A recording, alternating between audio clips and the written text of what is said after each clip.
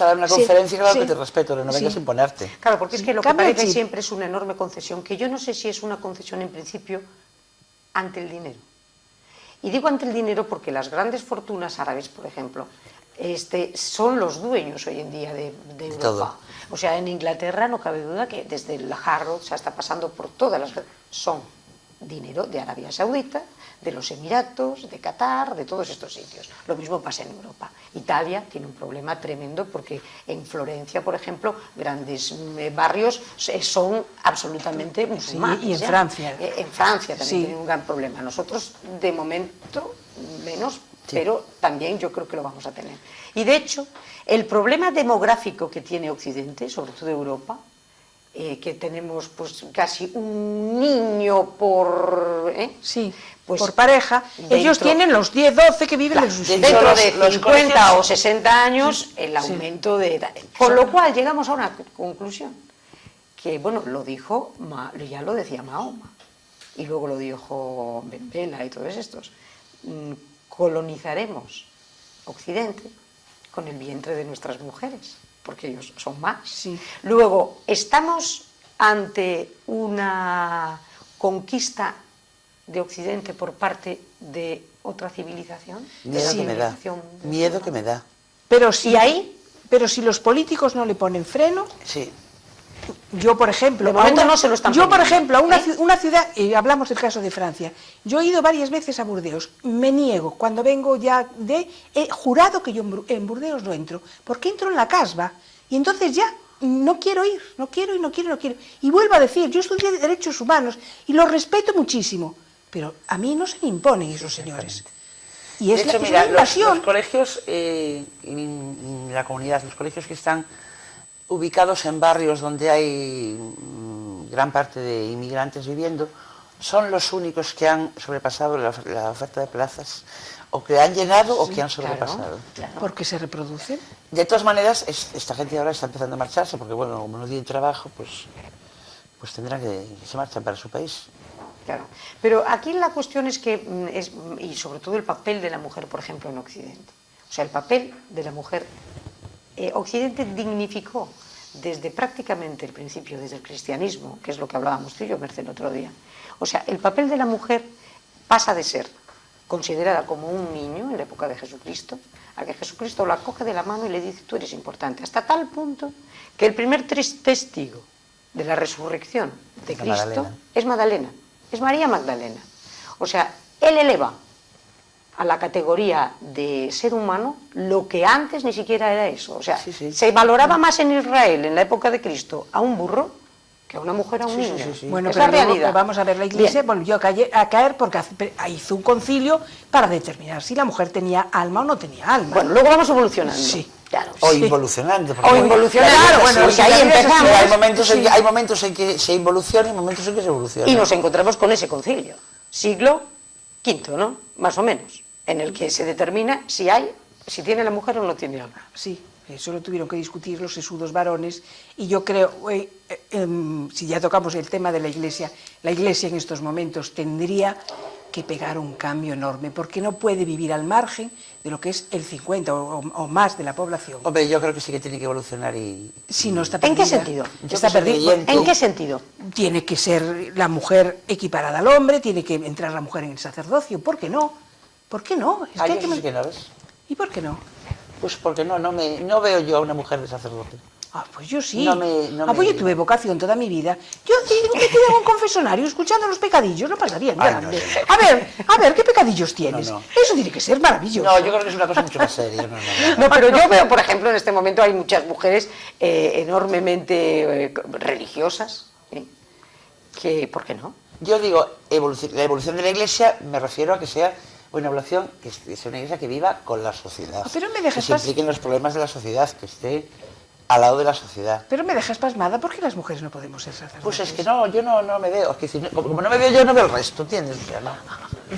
Pero es una cosa atávica. No me digas que no. Bueno, pues será. Pues sí, pues que no nos ves con... Bueno, porque no formó parte a lo mejor de la tradición en Claro, un principio, efectivamente. ¿no? Pues, Entonces, ¿te parece, con la no? fortaleza que tenían antes las abadesas, con lo que fueron impresionantes en una determinada época y mandaron en la iglesia muchísimo y todo, ¿por qué? Bueno, pero es que es lo que decíamos, o sea que como en un principio, fíjate, empieza, luego hay una especie de paréntesis en donde incluso se determina que la mujer tiene alma, sí, y luego empieza hasta el siglo XII una total preponderancia de la mujer asesora, la mujer es abadesa, la mujer tiene un poder tremendo, los papas del momento se asesoran con aquellas señoras fantásticas alemanas que eran las abadesas, y a raíz del siglo XII Marcha atrás. ¡bum!, entra la Inquisición. Y entonces pasamos de ser auténticos pozos de sabiduría y gente a tener muy en cuenta, A ser sujetos peligrosos. como brujas, o sea, Sujetos peligrosos. de la gran abadesa a la bruja que se le quema en la hoguera, sujetos peligrosos. ¿Por qué? Pero eso... Yo me imagino que en aquel momento sería un temor a una pérdida de poder, ¿no? Fundamental. siempre, no Complejo nada, de inferioridad se llama. no, siempre es un temor a una pérdida de autoridad, pero el Islam de ahora no es el Islam del principio. En lo que es la corte de Aderramán en Córdoba, su secretaria era una mujer, las poetisas andaban por la corte echando versos como locas y encantadas de la vida, y aquí no ha pasado nada. Y sin embargo ahora pues han retrocedido un montón, y tú lees el Corán y no encuentras en ningún sitio que Mahoma... Yo creo que tuvo una relación con las mujeres perfecta y no tuvo ningún problema. Que esos son las religiones que evolucionan después de otra manera. Mi madre, cuando leyó esta novela No sin mi hija, Ay, sí. terminó de leerla y me dijo: cásate con quien quieras, pero te prohíbo que te cases con un árabe. ¿Sí? Que luego hicieron la película. Porque la dejó muy impactada, ¿no? Sí, que luego eso hicieron, ya lo realmente creo que sí. realmente tiene que ser muy duro, ¿eh? O sea... Es que da la sensación de que la religión católica evoluciona, porque luego, oye, una vez pasado esta época que estábamos diciendo de la Edad Media, empieza ya el Renacimiento, ya la cosa... Y en cambio el Islam involuciona. Sí, ¿verdad? El Islam en estos momentos está en una enorme involución. ¿Verdad?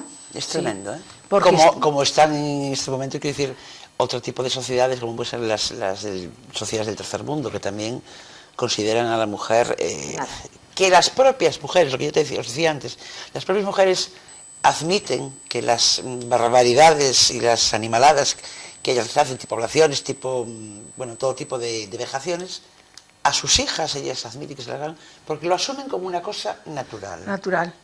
Y eso es terrible. Horrible. Que una madre no sea consciente que esto me ha pasado a mí, pero no sea consciente de que a mi hija no le tiene que pasar. Lo que pasa es que yo creo que está involucionando mucho el Islam, porque ¿quién está pagando?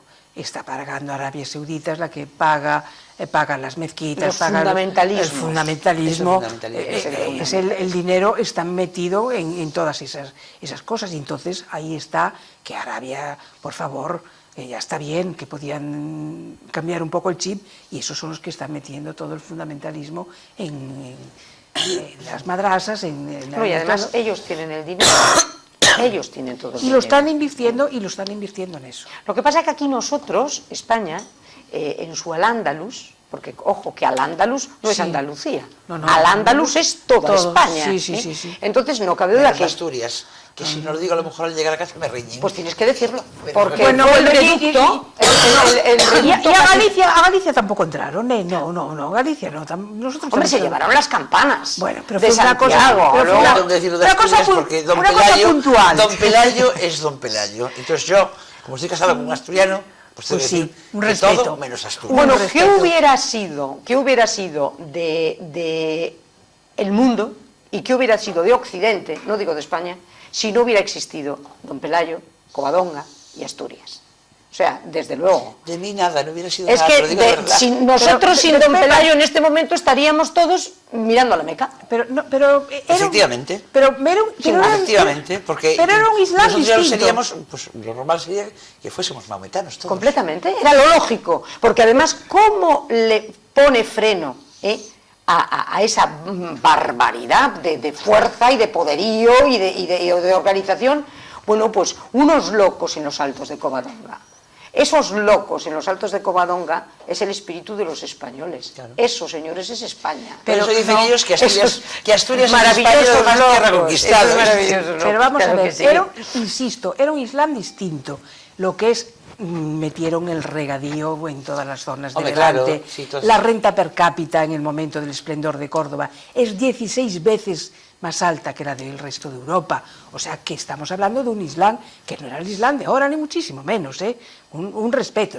No, nos habían conquistado, pero era gente que introduce médicos maravillosos, la higiene, Sí, los baños. Pasa que, bueno, involucionaron. Sí, Involucionaron. ahí está lo malo, que se haya dado marcha atrás cuando podían Y haber... yo, por ejemplo, me diréis que hablo desde el punto de vista ahora mismo de creyente, ¿no? Yo creo que una religión tiene que ser liberadora, nunca puede ser opresora. Exactamente. Y yo, siento que mi religión a mí me ayuda a vivir libremente. Y yo veo a esta gente y digo, Dios mío, qué horror. Claro. Que sus hijas son...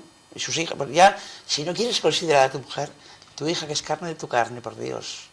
Son mal consideradas, son maltratadas, no tienen acceso a la educación, tienen acceso, pues eso, condenadas a vivir fregando. Pero era la vida de antes, estamos hablando de una religión, dicen que en tiempos de Harón al-Rashid, que había 1000 médicos en la corte, y había seguridad social, el médico tenía que atender a todo tipo de enfermos y si eran pobres sin cobrar.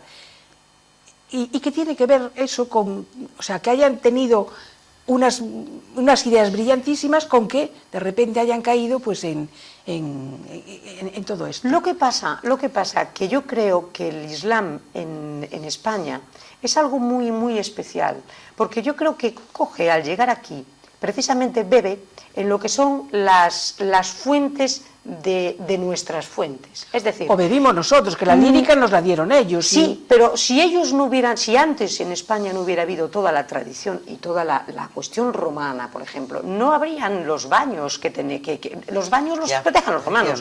Y el tema de las acequias y esas cosas también. Y el tema de, o sea, por ejemplo, la mezquita de Córdoba, su base es precisamente pues de los godos y de todos los que vinieron aquí antes, y de los visigodos. Y entonces, es que ahí está el tema. Ellos llegan a un país, a una nación, a un territorio, abonado en toda esa cultura. O sea, España es ante todo romana y es ante todo visigoda, y es por eso siempre cristiana. Y luego llegan ellos y se encuentran con eso. Porque era una tierra que estaba en auge, por eso la quieren. Claro, y por eso la quieren. Pero es que daros cuenta de una cosa, lo que hicieron en España, la impronta que hicieron en España, no la tienen en sus territorios. ¿Dónde existe algo como Granada, o como nuestras mezquitas, o como no existe? O sea, si tú miras hacia abajo, es territorio vacío, claro. al margen de que sea desierto. Y claro, luego, su florecer somos nosotros también. Que florecieron aquí, ¿Florecieron aquí? Sí, claro. Aquí era una situación completa, para la mujer completamente distinta, ya te digo, en lo que fue el califato de Córdoba, la mujer estaba súper considerada, nosotros heredamos de ellos la lírica, hay poetisas por todas partes, en fin. Bueno, y tú dices que la empanada.